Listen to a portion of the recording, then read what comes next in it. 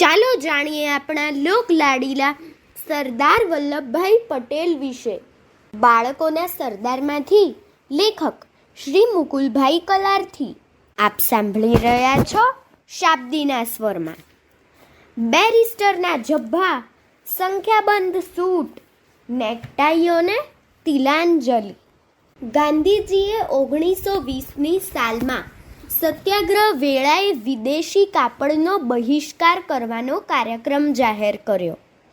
એ બહિષ્કાર પૂરેપૂરો કરવા માટે 1 ઓગસ્ટે એટલે લોકમાન્ય ટિળક મહારાજની પ્રથમ પુણ્યતિથિએ આખા દેશમાં, શહેરોમાં તથા ગામડે ગામડે વિદેશી કાપડની હોળી કરવાનું ઠરાવવામાં આવ્યું.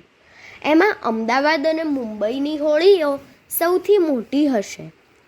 સરદારશ્રીએ તેમના બેરિસ્ટરના જબ્બા ઉપરાંત ડઝનબંધ સૂટો, નેકટાઈઓ, 200-250 જેટલા કોલર અને 10 જોડી બૂટ બાળ્યા હતા. સરદાર પછી સ્વદેશી એટલે આપણા દેશની મિલના કપડાં પહેરવા લાગ્યા. ત્યાર પછી થોડા વખત બાદ ઘણું કરીને ઉમરેઠની એક સભામાં ગાંધીજીની પરદેશી કાપડ બાળવાની અપીલને પરિણામે હોળી થઈ. તેમાં સરદારે પોતાના માથા ઉપર વિદેશી કાપડની ટોપી હતી તે નાખી અને સભામાંથી ઘણાની ટોપીઓ બળાવી.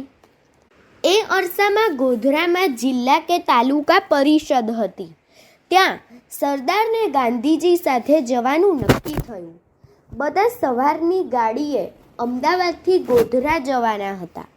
આગલી સાંજે સરદાર સાબરમતી આશ્રમમાં ગયા હતા. ત્યાં શ્રી નરહરિભાઈ પરીખને સરદારે કહ્યું, તારા કપડામાં 2 ધોતિયા અને 2 પેરણ વધારે લેતો આવજે. ગોધરા પહોંચીને નાહ્યા પછી સરદારે ખાદીના ધોતિયું પહેરણ પહેર્યા અને મિલના કપડાને કાયમની તિલાંજલિ આપી. પછી તો 1927 બાદ સરદારશ્રીના સુપુત્રી મણિબેનના કાટેલા સૂતરની પૂરેપૂરી ખાદી સરદાર પહેરતા. સરદાર પોતે પણ કાંતતા હતા.